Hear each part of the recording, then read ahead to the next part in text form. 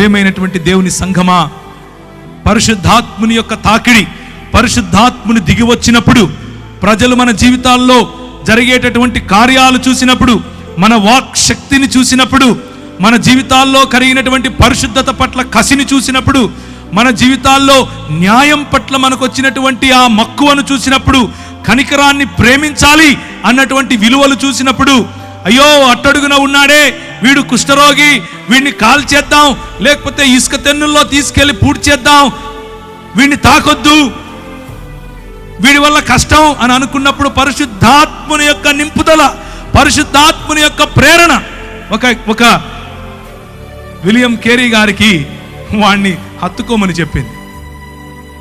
ఒక Graham stains గారికి వాడిని ఎత్తుకొని ఇంటికి వెళ్ళమని చెప్పింది. తీసుకుని వెళ్ళారు.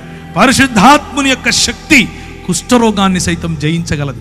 కేవలము చేయి ఉంచి ప్రార్థించటమే కాదు, చేత్తో అన్నం పెట్టగలదు, వాడి పుండ్లను తుడవగలదు, వాడి కట్లు కట్టగలదు. ప్రజలు చూసి అనుకుంటారు వీడు తాగొచ్చాడు అనుకుంటారు, బుద్ధి లేదు వీడికి అనుకుంటాడు. ఏం చదువుకున్నాడు, ఏం చేస్తున్నాడు, ఎక్కడుండాలి, ఎక్కడికి వచ్చాడు, వారికి అర్థం కాదు. లోకానికి ఈ విలువలు అర్థం కావు.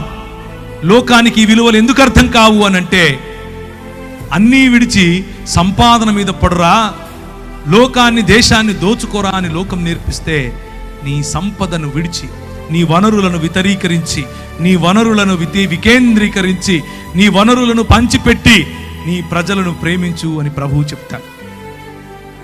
హత్తుకోలేని వారిని హత్తుకోమంటాడు, చూడలేని వారిని చూడమంటాడు.